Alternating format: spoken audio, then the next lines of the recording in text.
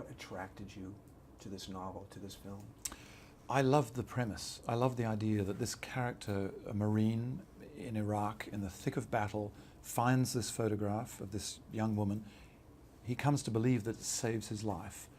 So when he gets home and he finds he can't fit in, as happens to many service people, he sets out to find this woman and thank her. I thought, what an amazing setup for what becomes, you know, a romantic story. You know, as a priest, I can't help but see the hand of God in this. Fate, destiny, luck, but yet I believe that each one of us on life's journey is in a romance with God, if you will. Right. Do you see a spiritual theme here, or a religious tone? Well, there's definitely, I mean, the idea of destiny is threaded through the film, or there's a little debate about it, if you like, that takes place between Blythe Danner's character and Taylor Schilling's character. And I think, look, without a question, finding the object is, finding that photograph, there is an element of fate to that. But ultimately he makes a choice, which is to go through that door that has been opened. And, you know, I like that notion that there's a combination of things. Things are thrown in your path. What do you choose to do about it? That's what your life is. You know, I think rather than everything being predestined, you are still a creature of choice, even though something may be offered to you as an opportunity. And I like that. God helps those who help themselves.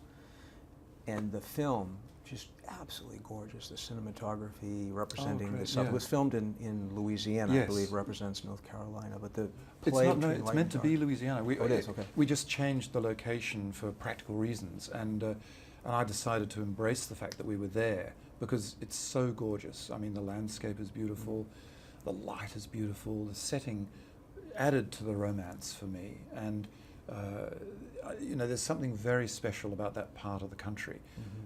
It's quite unique, and I wanted to try to capture that on film as best I could.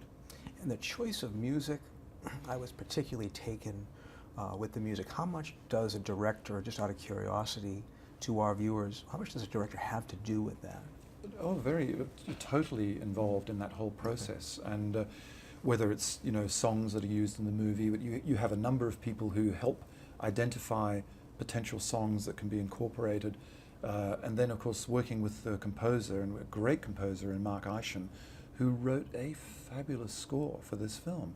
And that, you know, music is such an enormous part of the emotional experience of any film, isn't it? And I felt very lucky I felt the lucky one, really, to have Mark write that. And just one final question. The battle scenes. Yeah. It must have been very difficult. A lot of thought went into this because it was so crucial to set the scene. Yes. How important were those battle scenes to you? They, as you say, they were crucial, and they were a new challenge for me as a director. I hadn't done that before, so it was, you know, it was fun from a professional standpoint.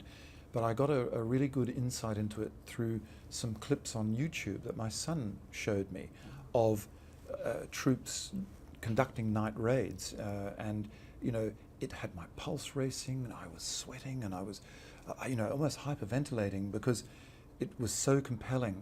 And I thought, if I can just get that feeling onto the big screen, I hope that I'll be able to give people a glimpse of what it is these service people go through, and so we would understand why Zach's character is the way he is.